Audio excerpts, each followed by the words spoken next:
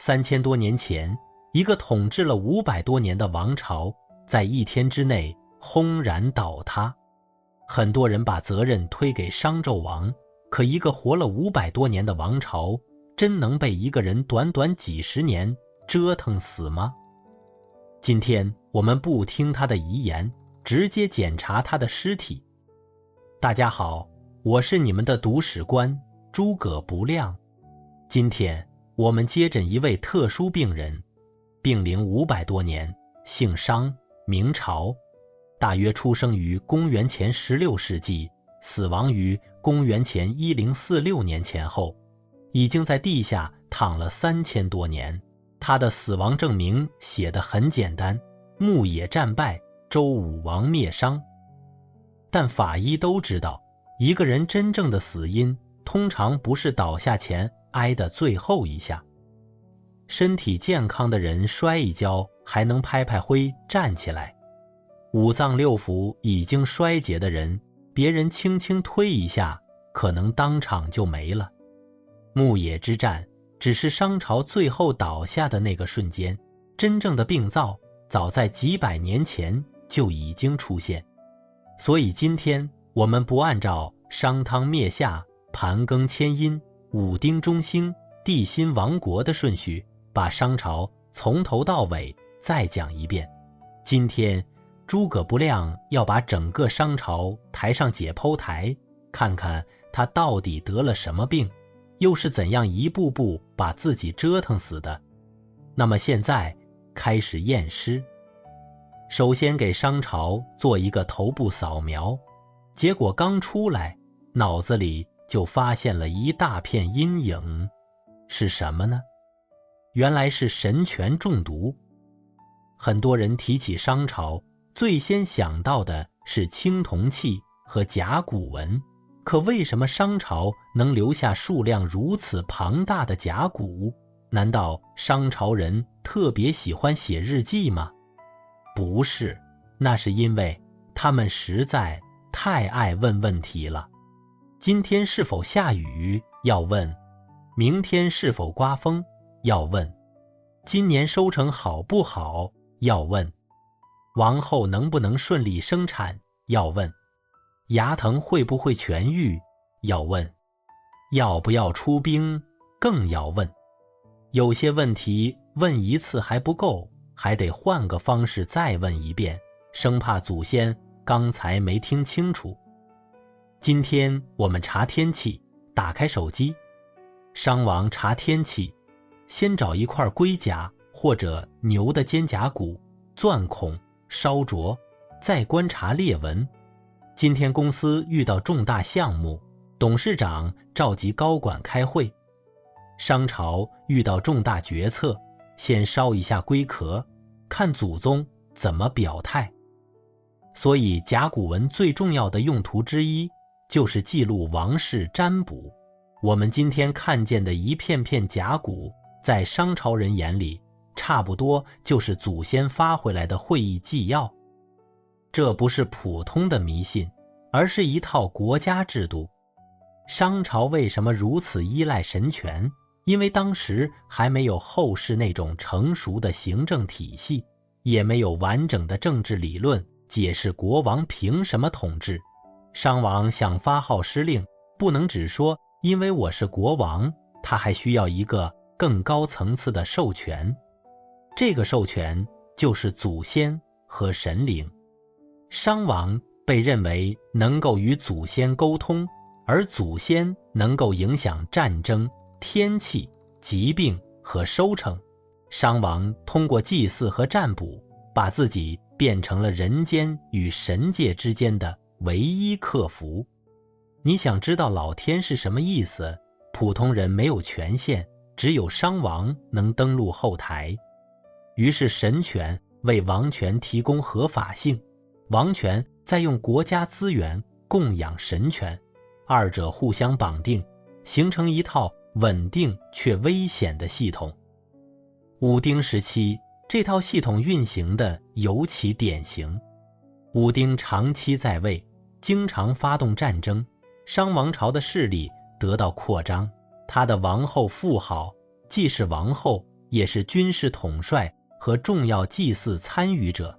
妇好是否出征，能否取胜，生产是否顺利，很多事情都要先占卜。由此可见，神权不是商朝生活的装饰，而是国家操作系统，农业、战争、婚姻和生育，所有事情都要运行在这套系统上。这套制度早期确实有用，商王说，祖先已经同意出兵，谁还敢反对？你反对的不是国王，而是在质疑祖宗。可问题也在这里，一个国家如果长期把决策责任交给神灵，就很难修正自己的错误。战争赢了是祖先保佑，战争输了是祭品不够，收成好了是祭祀有效，收成不好是仪式不够虔诚。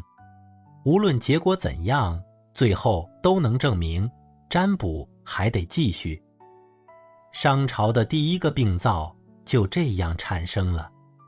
神权最初帮助国家建立秩序，后来却开始绑架国家的判断力。头部扫描结束，再抽一管血，结果更吓人。商朝的血液里还出现了长期献祭造成的慢性中毒。商朝的第二种病叫献祭成瘾。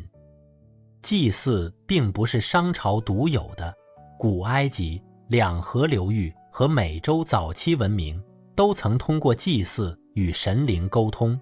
人在无法解释洪水、雷电、疾病和战争的时候，很容易认为背后存在某种超自然力量。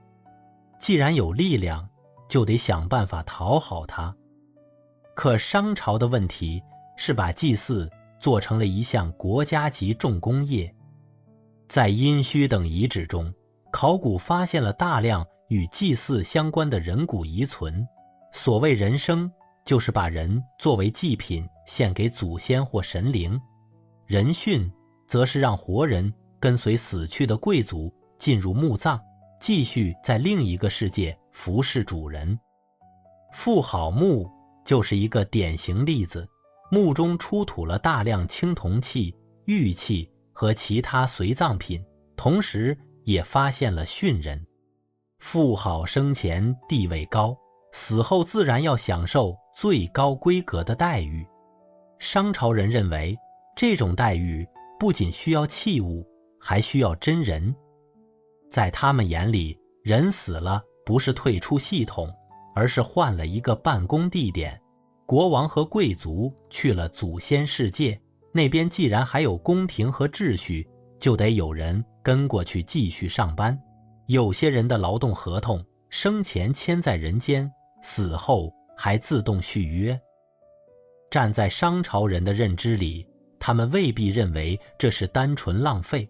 祖先世界和现实世界是相通的，祭品越多，祖先越满意，祖先越满意，活人的国家越安全。于是一个危险循环出现了：战争胜利要献祭感谢，战争失败更要增加献祭；收成好要感谢神灵，收成不好要请求神灵。国家强盛时有能力扩大祭祀，国家衰弱时又更需要祭祀，寻找安全感。换句话说，无论商朝发展得好不好，结论都是同一个：再祭一点。大型祭祀不只是宗教行为，也是权力展示。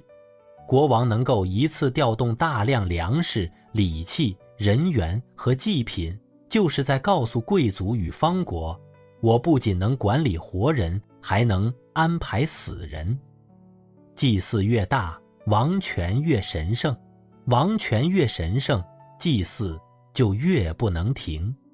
最终，现实世界的资源不断流向祖先和神灵，普通人的生命在这套体系里可能还不如一次占卜结果重要。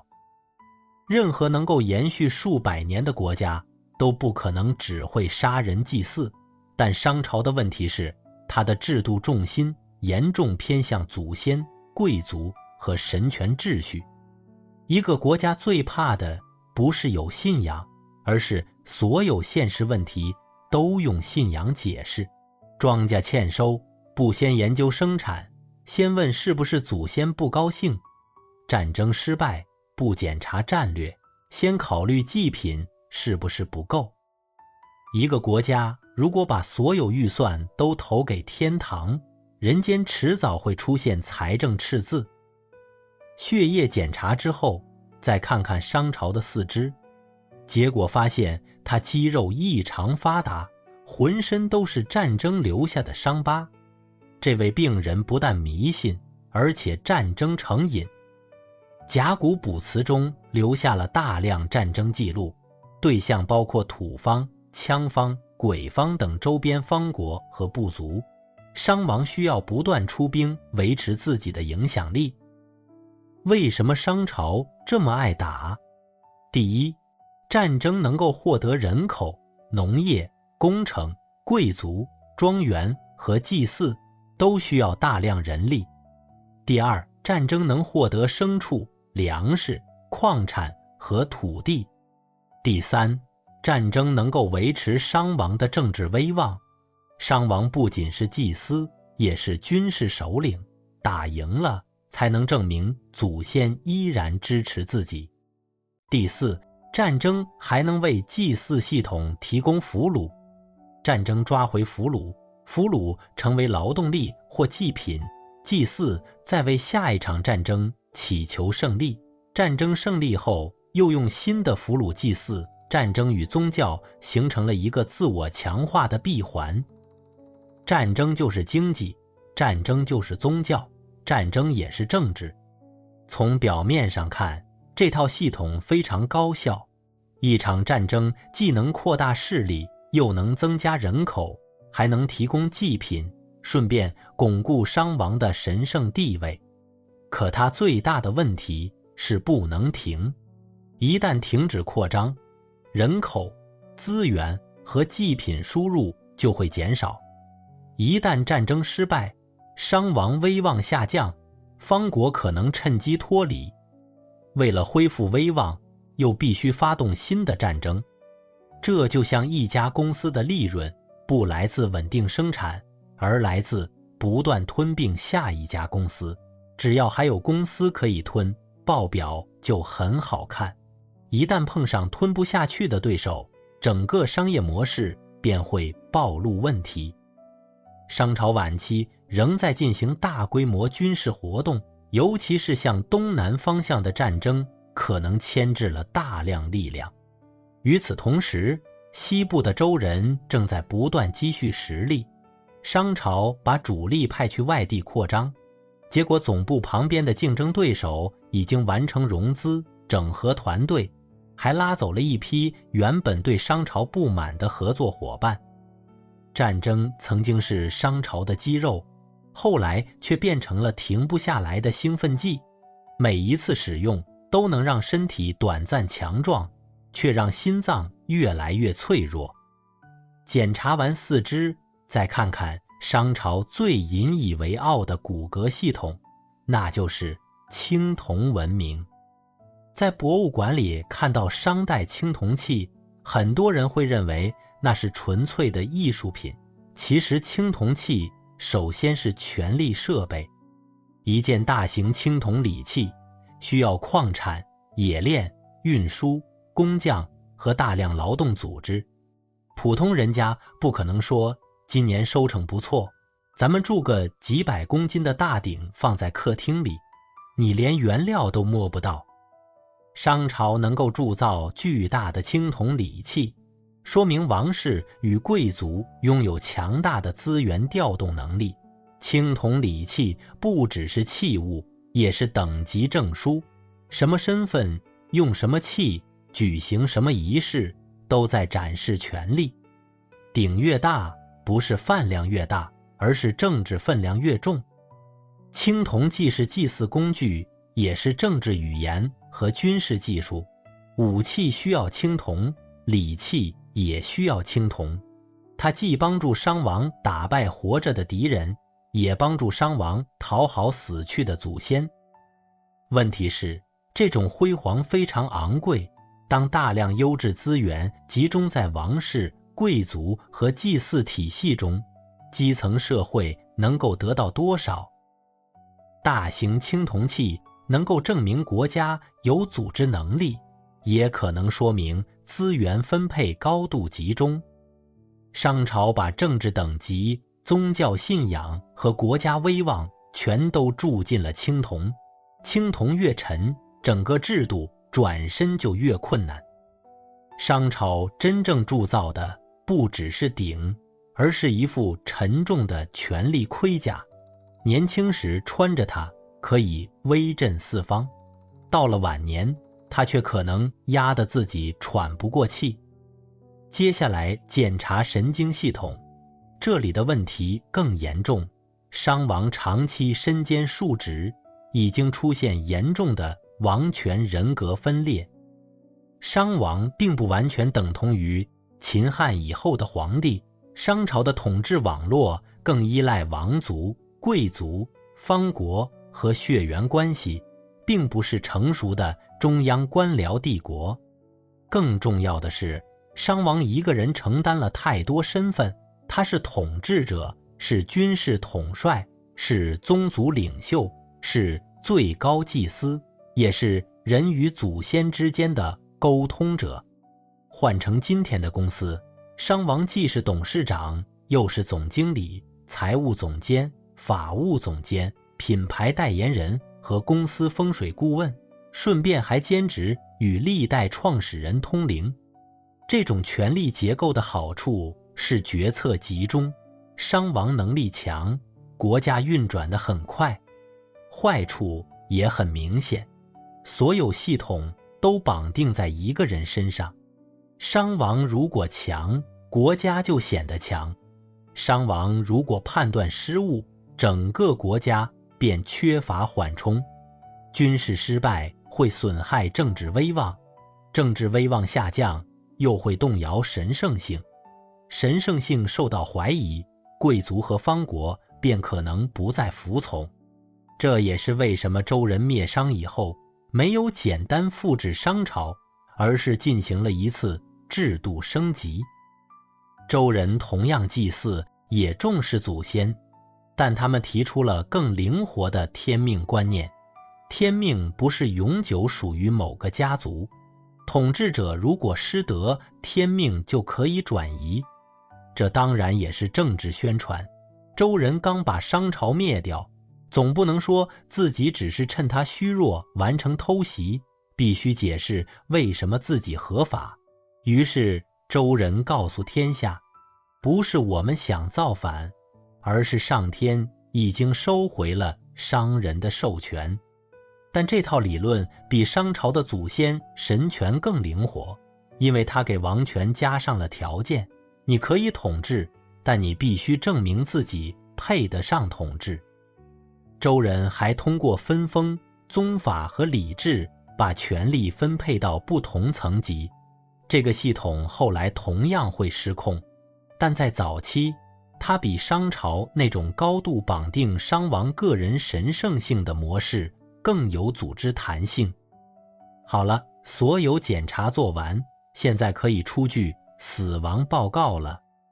很多人认为商朝亡于商纣王，关于帝辛，也就是后世所说的商纣王，历史记载中充满酒池肉林、炮烙酷刑和宠爱妲己的故事。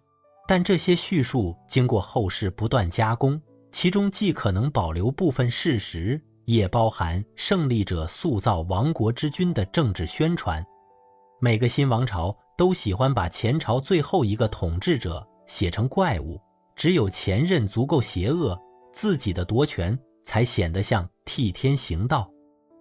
帝辛当然不必被洗成完美君主，他可能确实面临严重的军事压力、贵族矛盾和政治失误，但把一个延续500多年的王朝灭亡，全部解释成一个国王生活奢侈，实在太方便了。